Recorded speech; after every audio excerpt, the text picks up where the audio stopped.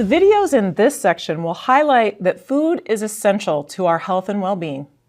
Food plays a central role in our social, cultural, and emotional connections, and it's complicated. As you watch this segment, ask yourself the following.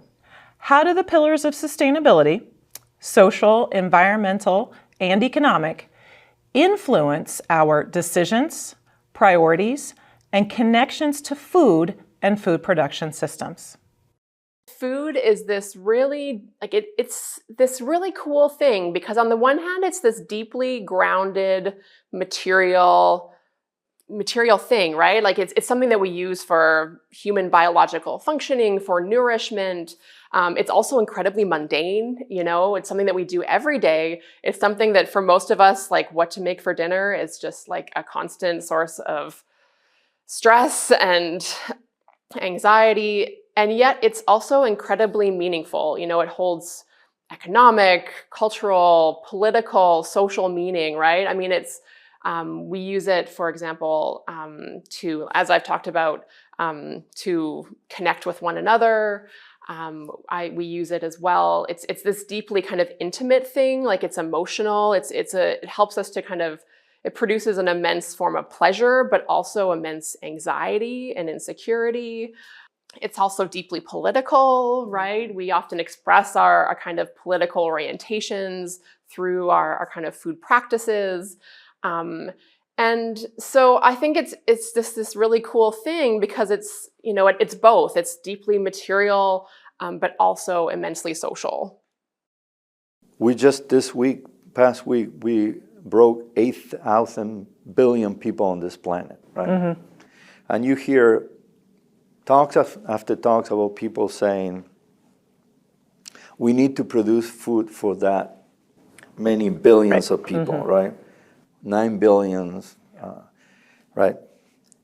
Personally, I'm much more, I think that's an issue, right? Don't get me wrong. I think that is an issue. We need to produce food to feed this many billions of people.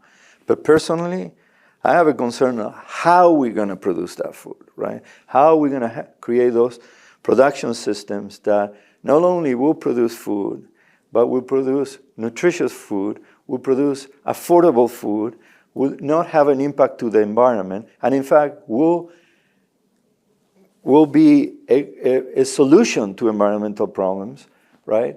And how we're going to give society access to those food that people will be able to buy it, will be able to afford it, right? And will be able to, you know, raise a family with food that it has very low environmental impact. So I think the discussion in the future will be how we're going to grow that food, what kind of systems we're going to have to produce that food, what are the areas that we're going to set aside, right? So for future generations to use, right? How are we going to produce food with less resources so we can still produce high levels of food, nutritious food, that families have access to it, but also preserving natural resources for the future. If we were all to agree on certain big goals, then breaking the walls in government and in science by democratizing both science and innovation and policy making through a democratic system, that is a good way of speeding up change. But again, democracy means that the preference of the majority is going to drive an outcome. But I do think that at the essence, most people want to take care of the planet where they live. And so I think if people get engaged more, so more civic engagement, I think is something that I see is important. Mm-hmm. And getting out of everyone is isolated in their own things and getting together and investing time and energy, not only at universities and in government, but households, because households drive most of the food system through their demand and through what they like, what they don't like. Everybody's trying to fill the demand of households, right? marketers, government, elected officials, universities. And so if households are involved in all of it, and currently I don't see that they are. And so getting families and households, citizens broadly speaking, involved is the only way to speed it up, because waiting for international bodies, UN, waiting for legislation, these are important, but they're not, I don't see that they would be able to reverse the change. And that's not something it's not a criticism to the UN. Sure. The UN Secretary General already said it, that if we don't act very quickly, this is getting out of hand.